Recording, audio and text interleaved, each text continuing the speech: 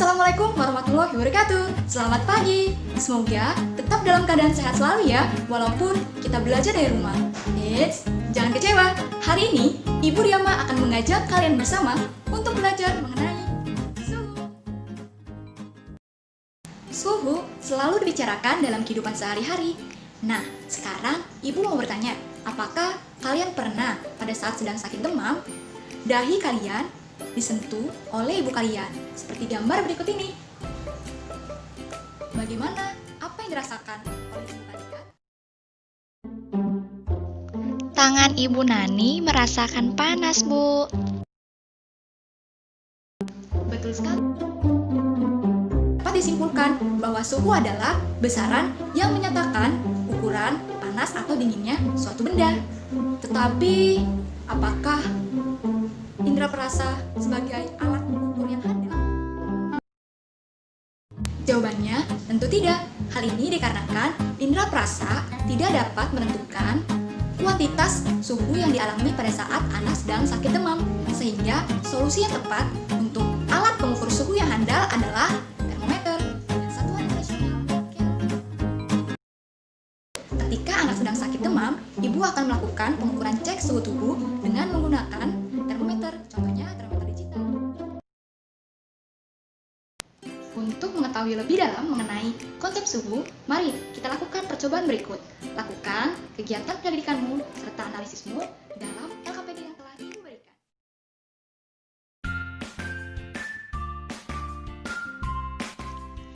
Tuangkan ketiga air tersebut dalam wadah yang berbeda. Label A air hangat, label B air normal atau air biasa, dan label C air dingin. Lalu, celupkan tangan kiri pada label A dan tangan kanan pada label C. Lalu, celupkan secara bersamaan kedua tanganmu dalam label. Sekarang kita akan membahas mengenai bagian-bagian termometer seperti pada gambar berikut ini. Pada bagian bawah disebut dengan tandon atau reservoir yang berfungsi sebagai tempat zat cair pengisi termometer seperti air raksa ataupun alkohol. Lalu pada bagian atasnya itu ada lekukan. Lekukan itu berfungsi agar letak zat cair pengisi termometer tidak mudah turun. Lalu pada bagian atasnya lagi yaitu ada zat cair pengisi termometer. Contohnya seperti pada gambar yaitu adalah raksa. Selanjutnya kita ke bagian atas ada seperti angka 35, 37 sampai 43 itu merupakan skala. Skala tergantung pada pembuat termometernya. Selanjutnya pada bagian atasnya lagi yaitu ada pipa kaca atau pipa kapiler, di mana disitu adalah tempat zat cair pengisi termometer bergerak. Selanjutnya ada tabung gelas yang terdapat pada bagian luar. Sekarang kita akan belajar mengenai jenis-jenis termometer. Pertama adalah termometer zat cair. Termometer raksa memiliki keistimewaan, yaitu warnanya mengkilap dan cepat bereaksi terhadap perubahan suhu. Selain itu, termometer raksa membeku pada suhu rendah minus 38 derajat Celcius, sedangkan mendidih pada suhu tinggi 350 derajat Celcius, sehingga termometer raksa dapat mengukur rentang suhu yang cukup lebar. Tetapi, raksa ini sangat beracun. Apabila pecah, itu akan sangat berbahaya sekali. Selanjutnya, termometer alkohol. Ibu mau bertanya, ada yang tahu warna pengisi termometer alkohol apa saja dan rentang suhunya berapa saja? Warnanya biru atau merah. Jenisnya ada toluen dari 90 sampai 100 derajat Celcius, lalu etil alkohol dari minus 110 sampai 100 derajat Celcius. Betul sekali Nova, jadi termometer alkohol itu untuk mengukur suhu yang cukup rendah.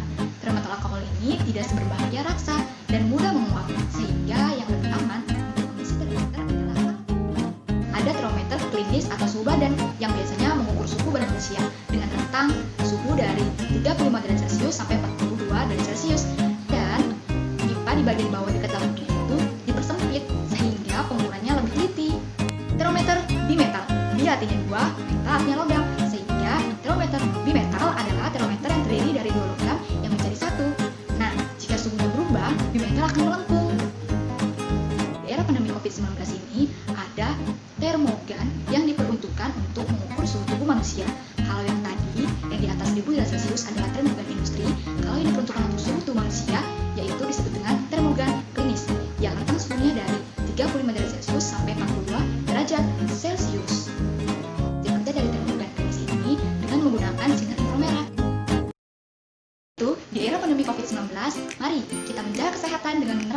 3M.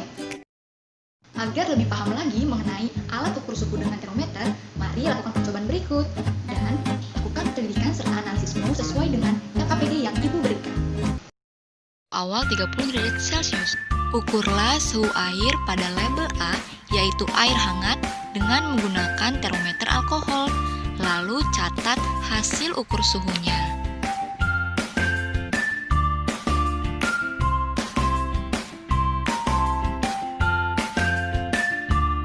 Begitu pula dengan label E, yaitu air normal atau air biasa, diukur suhunya dengan termometer, lalu catat hasil ukur suhunya. Begitu juga dengan label C, diukur suhunya, dan bandingkan antara pengukuran dengan tangan pada demonstrasi pertama dengan penggunaan termometer alkohol ini. Berdasarkan demonstrasi yang telah dilakukan, baik menggunakan tadi fungsi perasa dan juga alat ukur suhu dengan termometer, yaitu bahwa fungsi perasa memang dapat merasakan panas suatu benda, tetapi fungsi perasa bukanlah mengukur tingkat panas yang ada, melainkan dengan termometer alat ukur suhu yang paling. Sekarang kita akan belajar mengenai skala suhu. Sebelum mengetahui perbedaan dari skala suhu yang satu dengan yang lainnya, Ibu ingin bertanya, ada berapa skala suhu yang akan ketahui? Ada 4, Bu. Ada Celcius, Reaumur, Fahrenheit, dan Kelvin. Betul sekali, Rispo. Jika kita menggunakan perbandingan matematika pada skala suhu termometer Celcius, Reaumur, Fahrenheit, dan juga Kelvin, yaitu dengan perbandingan 100 banding 80 banding 180 dan banding 100, yang diperkecil menjadi 5 banding 4 banding 9 dan juga banding 5. Berikut merupakan rumus yang digunakan untuk mengkonversi skala suhu. Jangan lupa diingat dan juga dicatat ya. Selain termometer berskala, kita juga dapat menentukan sendiri skala termometernya dengan cara ketika dikonversikan ke skala termometer lainnya, yaitu titik tetap dalam keadaan yang sama di kedua termometer. Dan amati peristiwa tersebut. Kedua peristiwa tersebut merupakan mekanisme untuk menjaga kestabilan suhu tubuh pada manusia. Ketika kita kepanasan, kita akan mengeluarkan keringat. Keringat itu merupakan sebagai sarana pendingin bagi tubuh kita yang panas. Sedangkan pada saat dengan cuaca dingin, kita akan menggigil. Tetapi di sanalah kegiatan mekanisme tubuh untuk memproduksi panas lebih banyak. Terdapat juga pada hewan. Hewan misalnya yang tinggal di daerah kutub, seperti misalnya penguin. Penguin memiliki bulu yang dominasinya warna hitam yang berfungsi untuk menyerap cahaya matahari dengan baik. Di daerah gurun, yaitu ada unta. Unta memiliki punuk yang cukup besar untuk menyimpan banyak air, sehingga unta tahan tidak minum berhari-hari. Dan inilah yang menjaga suhu tubuhnya agar tidak. Akhirnya, tibalah di ujung pembelajaran. Semoga bermanfaat. Jangan lupa untuk mengerjakan latihan